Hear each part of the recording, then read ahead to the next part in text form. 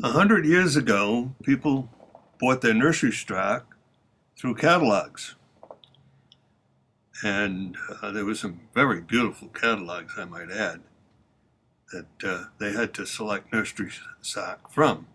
It wasn't until World War II that this custom started to change with the GIs coming home and the GI Bill. People were landscaping their own homes. Still, some were buying from catalogs. But this gave birth to the local nursery who would buy in stock or raise it themselves. And the stock that was brought in was from the big nurseries that previously sold exclusively through catalogs. This transition would lead to our modern day purchasing of nursery stock from garden centers, from nurseries, from greenhouses, and of course eventually methinks we will go back to the catalogs, because another event occurred that enabled this purchase to be happening year-round. Now, originally the nurseries would dig up everything almost to order, put it in burlap, and put it in your trunk, and you would take it off to your home. I remember as a child, a teenager, designing people's foundation plantings, for instance, with good-sized nursery stock, perhaps 5 to 8 feet tall, which was relatively inexpensive compared to today's prices.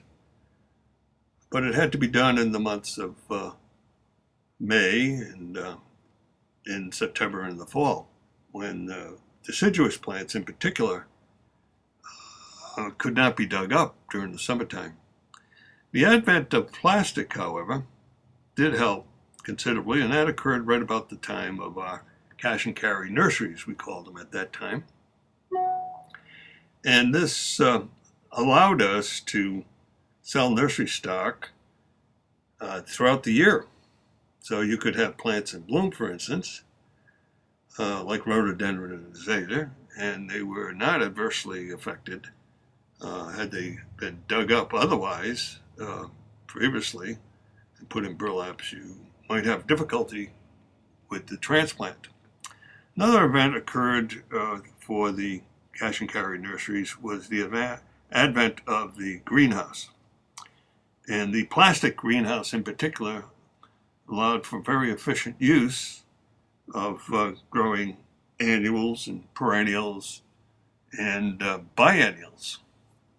Later they would add bulk goods, but many nurseries, mom and pop nurseries I call them now, may not have the bulk goods. This was basically the transition to the box stores, and box stores still are very efficient in bringing in trailer loads of soil and fertilizer and other material that now comes in 25 to 40 pound bags. I remember putting in 100-pound bags of fertilizer in people's trunks. And of course, the material that comes out of the greenhouses is bought from wholesale greenhouses as well. Some mom and pop places still, excuse me, grow their own annuals, perennials. Perennials not necessarily grown in greenhouses, but in beds. And of course, now we have, as I said, I think return to, in the digital age, to buying on the computer from catalogs.